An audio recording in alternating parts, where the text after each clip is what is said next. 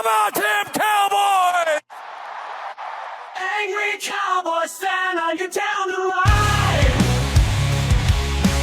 Angry Cowboys fan, are you down to ride? Drop a like on the video, go ahead and subscribe. What's going on, Cowboys Nation and angry Cowboys fans around the world? Y'all know who it is. It's your man, the Angry Cowboys fan. And I really want to go over my expectations for this Dallas Cowboys team for the 2025 NFL season, why my expectations is not the playoffs, and who my expectation lies within this organization. We'll talk about all that and more during this Raw and Uncut. Get ready for the Angry Cowboys fans, Raw and Uncut. Being keeping it real. They keep it real. That's real. All right, Cowboys Nation, Sports Junkie and I talked about the expectations that we had for the Dallas Cowboys for the 2025 NFL season. I said something that shocked a few Dallas Cowboys fans in Cowboys Nation. I said that I don't expect the Dallas Cowboys to make it to the playoffs this year, and if they make it to the playoffs, I am pleasantly surprised, and I can work off that for years to come, Cowboys Nation. But my expectations of this organization is not based on a destination. Bars. It's not based on a destination like the NFC Championship or the Super Bowl. It's to perform to your best ability, the best way you can every single day, and continue to add and evolve this team with the league. That was something that the Dallas Cowboys didn't do. They haven't done in the past 30 years. They haven't rolled with the punches. They haven't rolled with the current. They haven't changed their team the way other teams in the NFL is changing their teams. But at the end of the season, the results is what your organization puts in. From the front office all the way down to the water boys, your team is assembled by your front office. You want a Super Bowl? You want Super Bowl results, Cowboys Nation? You have to give Super Bowl effort, and that starts with the front office. So my expectation is of the front office. Then my expectation is of the coaching staff that the front office puts together. Then my expectation is of the players that the front office puts on this team. And then all my expectations lead to the results, and the results that should happen on the field, Cowboys Nation. So my expectation from the front office is to be selectively aggressive like they said that they were going to be, but stick with it. Right now in free agency, I don't believe that the selectively aggressive mantra has been shown from Jerry and Stephen Jones. I feel that they've been doing things just to fill the roster, and that's not Super Bowl moves, Cowboys Nation. All these guys, maybe except Dante Fowler Jr., are not Super Bowl moves. Everybody knows about the coaching situation in hiring Brian Schottenheimer. Was that a Super Bowl move from your front office? Was hiring Brian Schottenheimer a Super Bowl move? Now that Brian Schottenheimer is putting together his league of extraordinary gentlemen, we can look at it and say that, hey, it may be good moves that they're doing. They may be putting the Avengers together. They may be putting the puzzle pieces together like they should be. Okay. The coaching staff is working with what they have to work with. Brian Schottenheimer is working with what he has to work with, because eventually, overall, Brian Schottenheimer wants to hire this person. He has to clear it through Jerry and Stephen Jones. At the end of the day, the front office has to sign off on anybody that's coming to this team, whether it's coaching staff, whether it's water boys, or whether it's players through free agency or the draft. It's the front office responsibility to sign off on them. So my expectation for the front office is to be that of a Super Bowl caliber team. Right now, the front office is not acting like a Super Bowl caliber front office. So how can you expect the players to produce Super Bowl results, Cowboys Nation? Then we go to the expectation of the coaching staff. I expect this coaching staff this year to take its lumps. Right now, Brian Schottenheimer is a rookie head coach in this league, and I don't expect that he's going to take this Dallas Cowboys organization to a Super Bowl in his first year.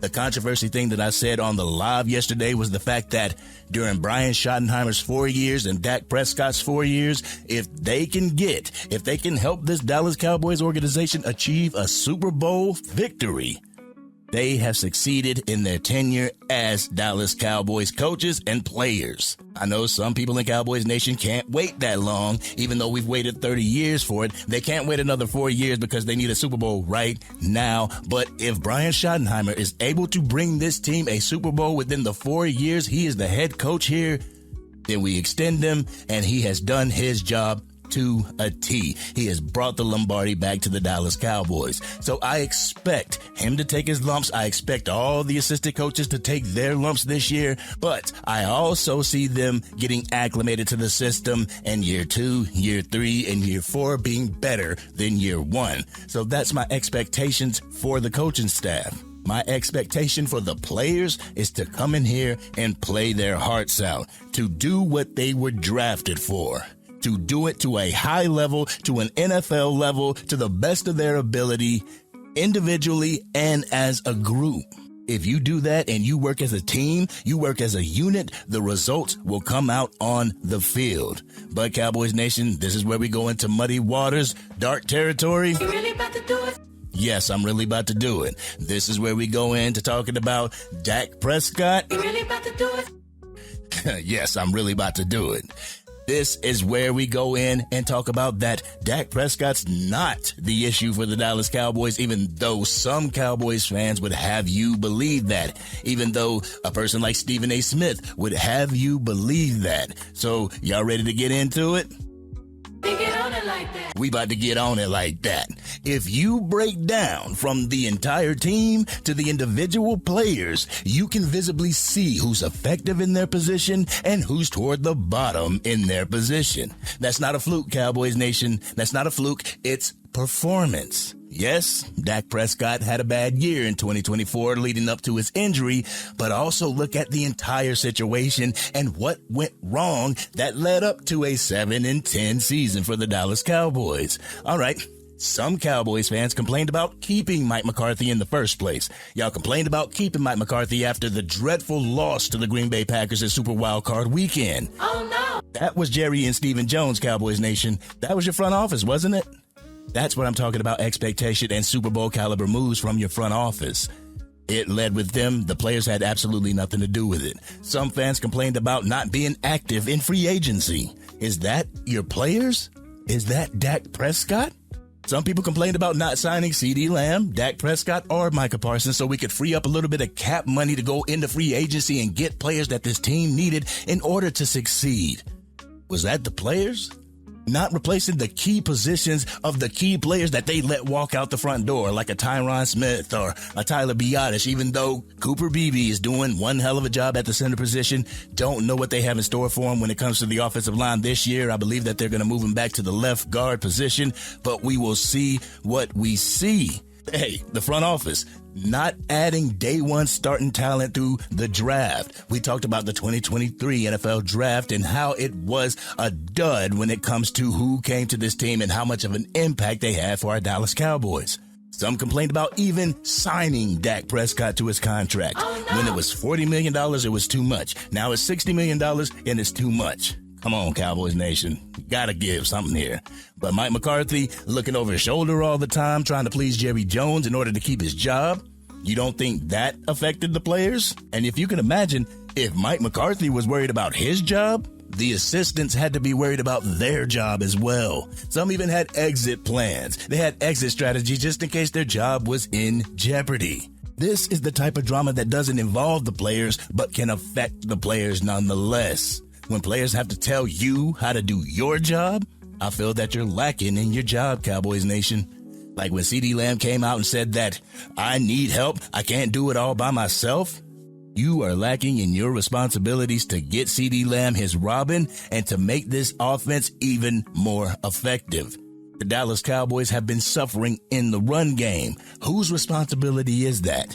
Whose responsibility if they just draft somebody that is not capable of holding the middle of that line down, and when you ask for help, they don't give it to you, or they give you the bare minimum?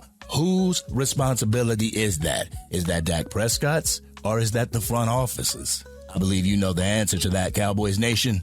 But as I was thinking about this earlier, I was looking at each individual player on this team. If you look at it like a diagram in Madden 25, all right? You got CeeDee Lamb on the outside with a green dot. You got Dak Prescott under center with a green dot. Your left tackle and Tyler Guyton, yellow dot. Your left guard, green dot. Your center, yellow dot because he was a rookie. Your right guard, yellow dot. Your right tackle, yellow dot. Your running back, yellow dot. Your wide receiver 2, yellow dot. Your wide receiver 3, yellow dot. Anybody that tells you that Brandon Cooks was this world-beating talent is lying to you. Is he a serviceable wide receiver? By all means, I love Brandon Cooks. I love what veteran presence he brings to a locker room. I love his mentality of trusting the process. I believe that he is a true leader in the wide receiver room, but to be a wide receiver and to not make it to a single Pro Bowl in your career, that's not a true weapon, Cowboys Nation. That is not a true threat to defensive coordinators. We ain't even talking about the defensive side of the ball and who's the yellow dots on the defensive side of the ball. I hate calling people out like that, but it needs to be said. And with the offensive line, I'm hoping that the offensive line can get it together, that a year of playing together and meshing well with each other can make a better product for the next year and then the next year, because being great comes with time, Cowboys Nation. Playing great comes with time. You're not going to get out there in year one and accomplish everything that you want to accomplish. That's why my expectations are where they are, Cowboys Nation. I don't expect this Dallas Cowboys team this year to go out there and do the impossible. I don't expect Brian Schottenheimer to lead this team year one into the NFC Championship or into the Super Bowl. If we get there, then I'll be pleasantly surprised. Holy crap, the Dallas Cowboys are in the NFC Championship. But if we don't get there, I'm not going to be crying because my expectations wasn't that. It wasn't that destination. My expectation is for everybody in this organization to do their job, to win at their job. Whether it's Steven and Jerry Jones, whether it's Will McClay, whether it's Brian Schottenheimer, Dak Prescott, CeeDee Lamb to the water boy. Win at your assignment. If you're going out there and you are trying your best to beat your opponent every single time you're out there, then who can complain about that? But the thing that I don't like is the fact that people say that Dak Prescott can't elevate the players on his team. Last time I checked, these guys are all NFL quality players. They are here for a reason. They got drafted for a reason. They got brought to the Dallas Cowboys for a reason. They have talent that they have to bring out. Where's the accountability for these players when all you say is that Dak Prescott has to bring everybody's talent out? I'm sorry, but when I am a part of a team, I'm trying to do my best to bring all of my talent out. Yeah, maybe Dak Prescott can help me about 5 or 10%, but the other 90% is all on me. I wouldn't expect Dak Prescott to raise my level of play. I wouldn't expect Dak Prescott to raise another wide receiver's level of play. If the front line's level of play is great, then your quarterback's level of play is going to be even better. If your running back's level of play is great, then your quarterback's level of play is going to be even better. And we can go out to the wide receivers and say the exact same thing. If we are all on the same page, if we are all at one accord, from the front office all the way down to the water boys, that's when you get the results that you're looking for. But until then, and until the front office can actually play ball and want to win a championship instead of being mediocre all the time, the Dallas Cowboys are going to be where the Dallas Cowboys have always been. Dallas Cowboys fans who hate Dak Prescott hated Tony Romo before, but now that it's Dak Prescott and Tony Romo's retired and doing his thing, Tony Romo was a god. So the next quarterback that comes in here, Dak Prescott is going to retire. That quarterback's going to take over. You're going to hate that quarterback while praising Dak Prescott and saying that you miss him. So yes, Cowboys Nation, I will give Dak Prescott, I will give CeeDee Lamb, I will give Brian Schottenheimer and the rest of this Dallas Cowboys organization 4 years to get it done. 4 years to win the Dallas Cowboys a championship. I don't expect it this year. I don't expect it next year. But let's have a great year this year. What we do good this year, take it, add to it, get even better for next year. And rinse, wash, and repeat. But this has been your man, the Angry Cowboys fan. Cowboys Nation, what did y'all feel about my expectations of the Dallas Cowboys? Are they far-fetched or are they just right on time? Y'all know how we do it. We always talk about it in the comments section. If you're digging this content and want to help get it out to even more Dallas Cowboys fans, drop a like on this video and please consider sharing it with anybody that you know is a Dallas Cowboys fan trying to get to 10K before the start of training camp, and I need your help in doing it. But if you're DC for life and your expectations are that like mine, hit that subscribe button. Hit the bell to be notified whenever I go live, release a video, podcast episode, film breakdown, draft coverage, or Madden 25 or college football 25 gameplay. Cowboys Nation, I know I said I was going to go live today, but it's been super dreary out here and the internet's been going up and down, so I didn't want to risk it. But I'm going to be going live tomorrow, and I may have a special guest. Y'all don't know? Go ahead and check it out. But this has been your man, the Angry Cowboys fan, and I'm out.